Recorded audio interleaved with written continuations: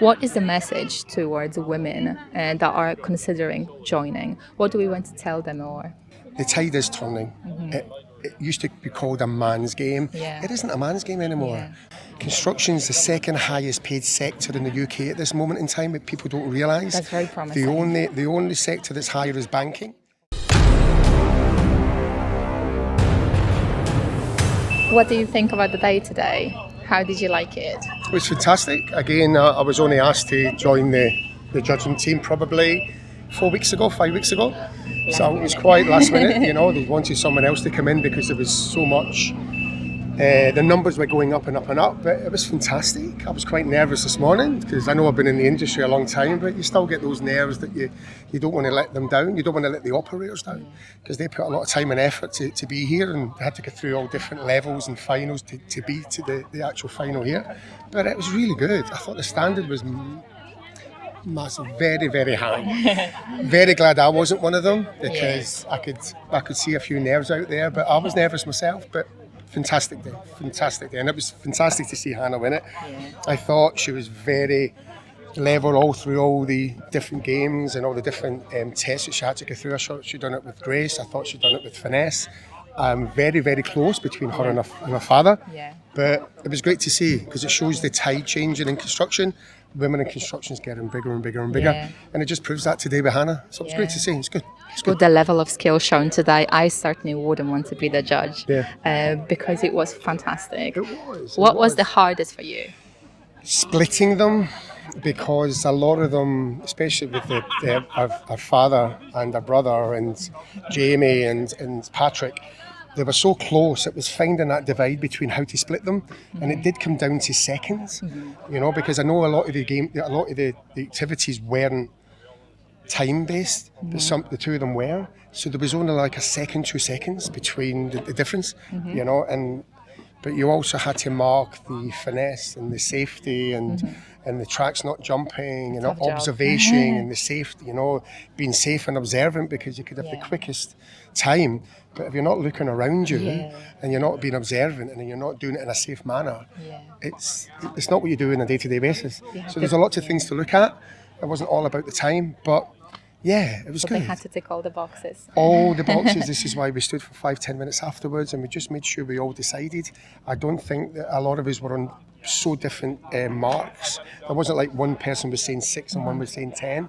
We were like 8 and 9, 8.5 and 9. So we went very far from what we all thought. So it was just making sure we got the right one at the end, and it was very, very close. I think there was 1 mark, 2 marks between the first and third. So it was good. So with Hannah winning, obviously there is a big talk of women in the industry. And what is the message towards women that are considering joining? What do we want to tell them or? It's there for you. Consider construction. This is what I always tell people, because 20, 30 years ago, everyone always thought the operator, the person in the seat of the machine, or the gentleman in the trench digging the hole with the shovel was construction. Yes. It's not. You know what I mean? Not only have you got machine operating and everyone in the seat of the machine, you've got the accounts in the office, you've got transport, you've got haulage, driving the low loaders to get it to on site. It's not all about the machine digging in the trench. There's so many avenues: the telehandlers, the dumpers, the forward tipping dumpers, rollers. It's huge. But it's great to see that the tide is turning.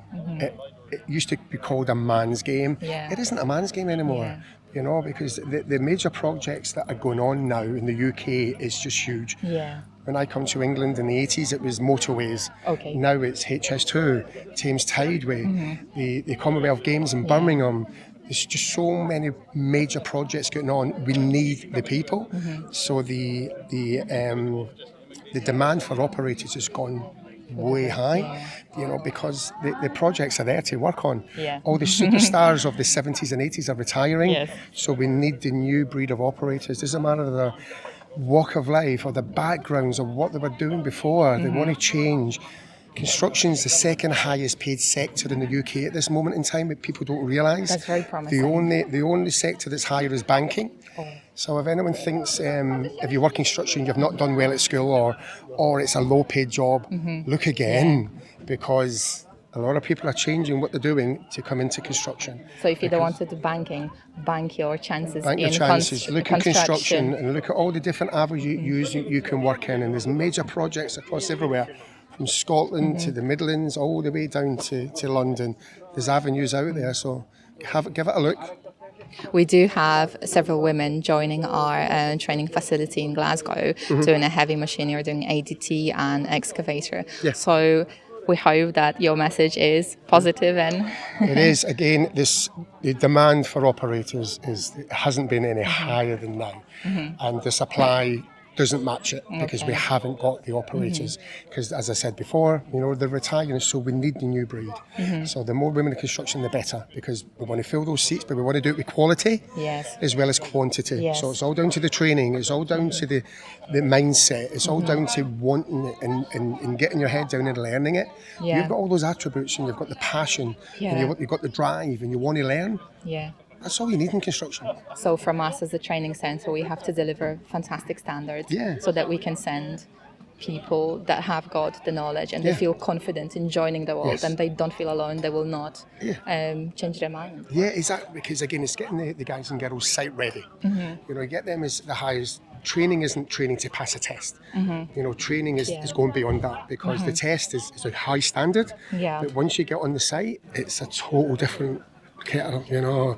It is just so many more people around you. It's just different avenues and a lot of different machines going about in the same areas. So it's having that correct mindset of safety.